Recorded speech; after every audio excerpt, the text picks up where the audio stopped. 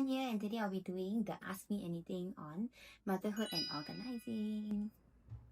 So the first question today is how we organize baby clothes because they go out of it so quickly. Especially I think for the newborn too, like the first year or even the first 18 months of your child's life, you're gonna be feeling like they're only using this for like 2-3 months max.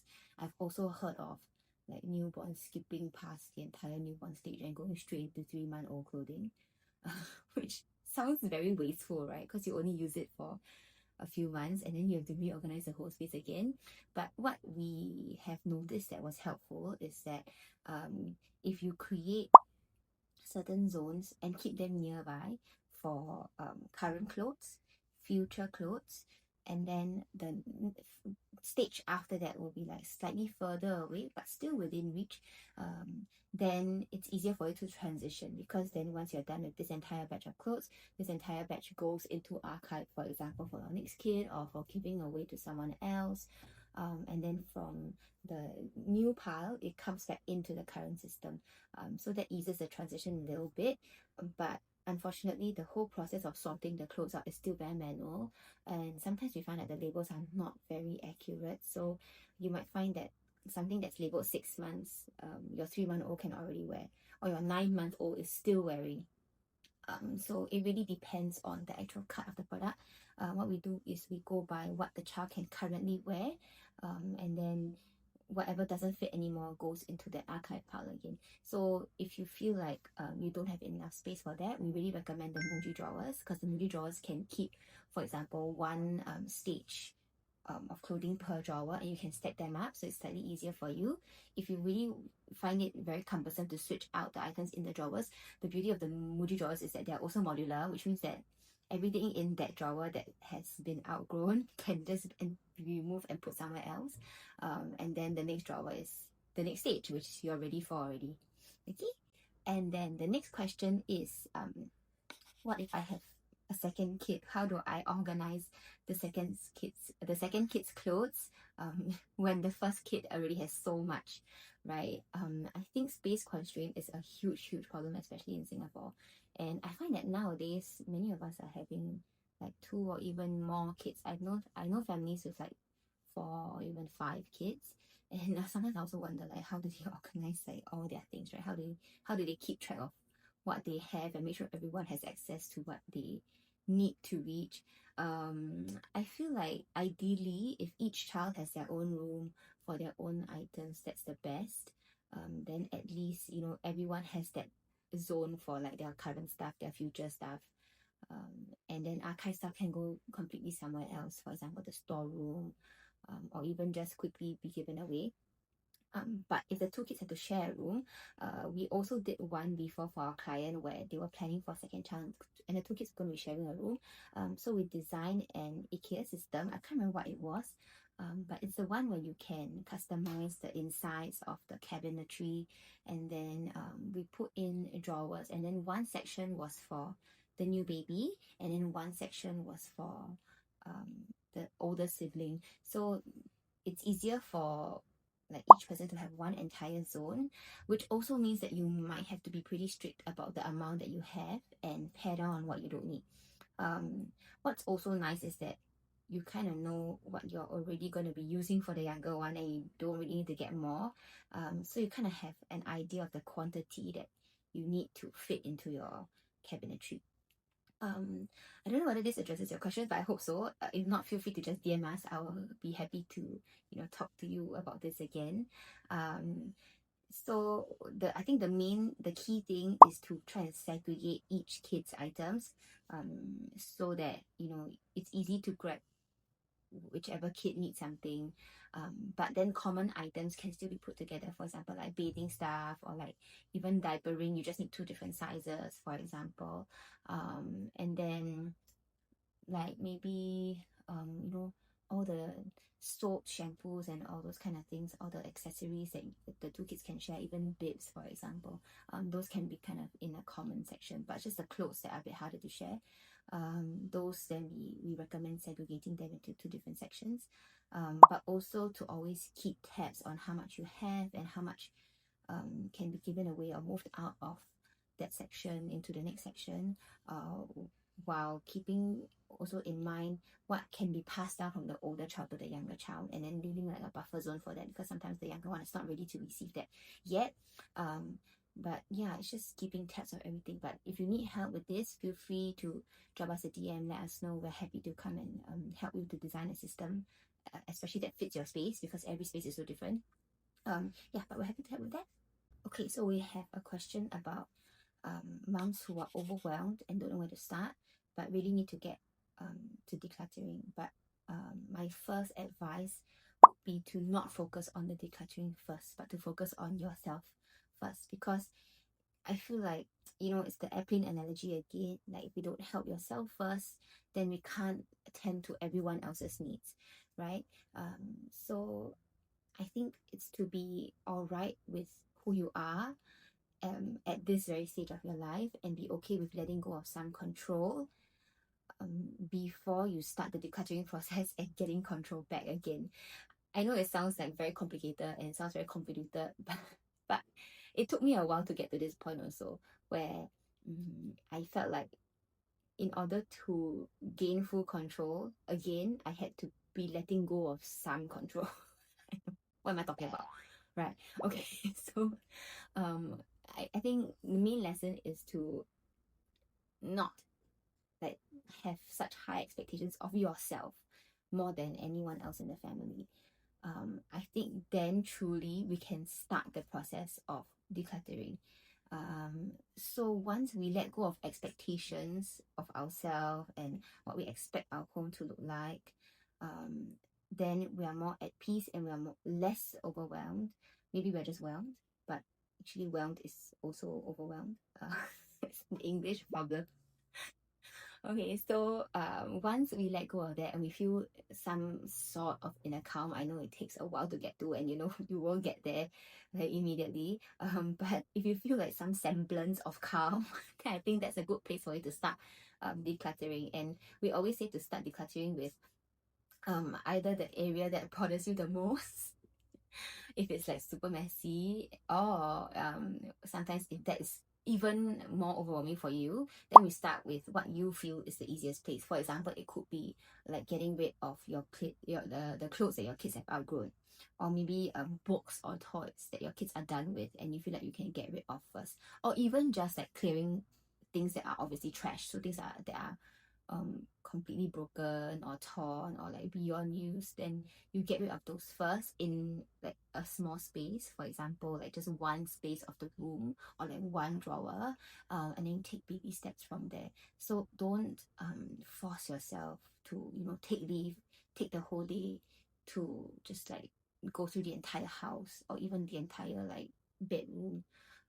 Just take baby steps. Maybe like, for example, while the kids are at school, you have maybe 5-10 minutes to spare. Go ahead and do a declutter with Ray, and you will see how much you can change in just 5 minutes.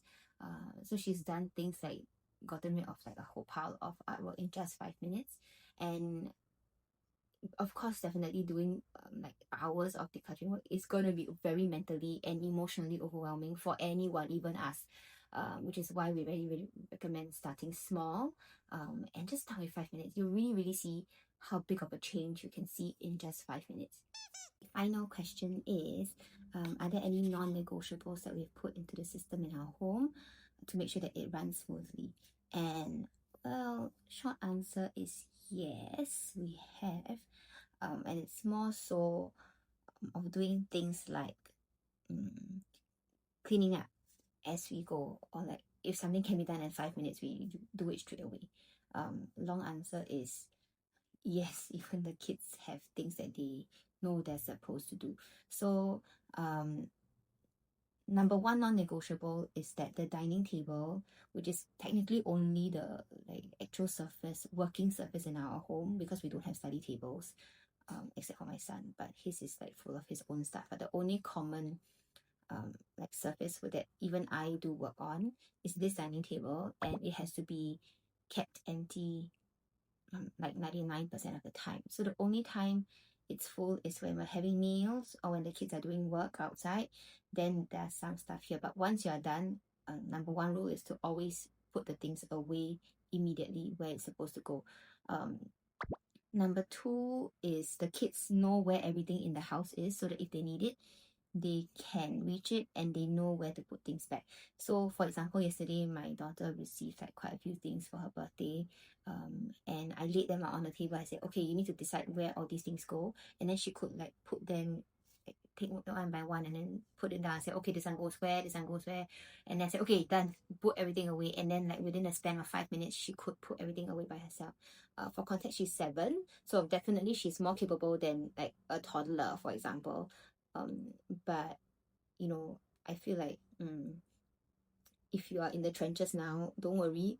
There's light at the end of the tunnel. You will get to the stage one day where your kids can tidy up for themselves. Again, it's also very kid dependent. So my son is more of a hurricane.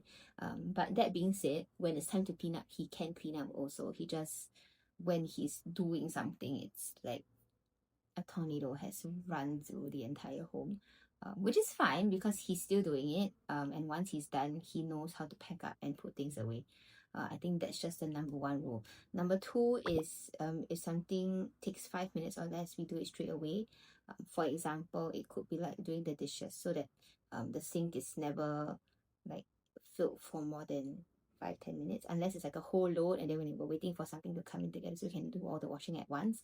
Again, we don't have a dishwasher, so everything has to be done by hand. But my daughter now can also like do the dishes. My son as well can do some dishwashing. So for example, they use something like just one plate or like just one bowl and a fork, then I can count on them to just clean up by themselves and put things away, even just on the drying rack, okay, so that it just gets dry before it gets put away into the cabinet. But even that they can do on their own.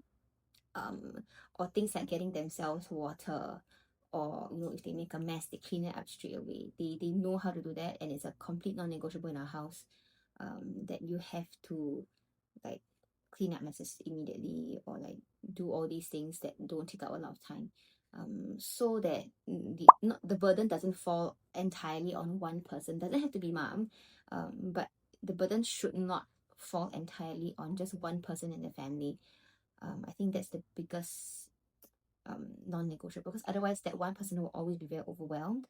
And I think we see in a lot of families, and you might feel it also, that one person is like doing all of the, you know, the cleaning, the reminding. I think the mental load is what affects most of us. And then we get very snappy with the kids, and then you know, the voices get raised, that kind of thing. So yeah, these are like the top 2 non-negotiables. And then the last one is that before we buy something, we have to think about where we're going to put it first. That's the third non-negotiable. So you don't buy impulsively, you only buy to replace, or you buy if you know specifically where it's going to go in the house, and you know how you're going to tidy it up after that, so that we don't buy excessively, and we can put things away and nothing is left out in the open after it comes into our home. So I even set rules for birthday parties, like no gifts allowed, so we don't take any gifts at all. I know it sounds like very sad, very cruel, like, mommy, how can you like not let your child receive gifts? But I feel like she already has a lot, and sometimes when we receive gifts, it could be things that, you know, she doesn't like, she will never use, or like things that I don't even have space for, things like that. So I feel like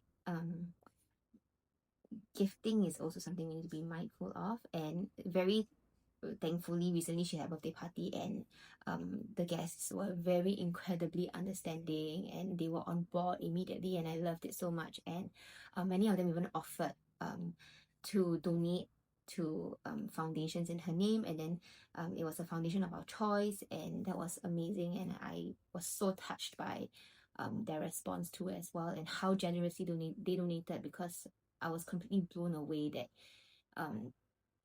you know, parents would be okay with this, and even donate like much more than I would have ever imagined. So that was like such a touching experience, and it was to a foundation that we really feel for. It's the Children's Cancer Foundation, and we've had friends who've had like stories to do with the Cancer Foundation, and which is why we really support it. So if you're watching this and you would love to donate, we will be very grateful for that. Thank you so much. Again, no obligation to. But yeah, just to share some of the things that we do as a family. It could be helpful for you. It might not work for you, but it's just something that we found works for our family. And yeah, hopefully if you feel like you want to implement it as well, you have questions, just let me know, drop us a DM, drop a comment, or you can even email us. Okay, I have a very bad habit of leaving very wordy emails to the last because I don't like replying them. But I try not to. Again, if it takes 5 minutes or less, I should do it. But just drop us a short text or a short email. I'll be happy to reply if it doesn't take like 10 hours for me to ponder it. That's fine. Okay, so I hope it was helpful for you, this round of AMAs. Stay tuned for the next one. As we said earlier, we're going to be taking a short break from the podcasts. And next year we're coming back with more mindset related stuff, more inner work. And if you're into that, stay tuned for the podcasts next year. And we're still going to be doing decluttering with me videos and I think some more product reviews. So stay tuned. Okay, bye.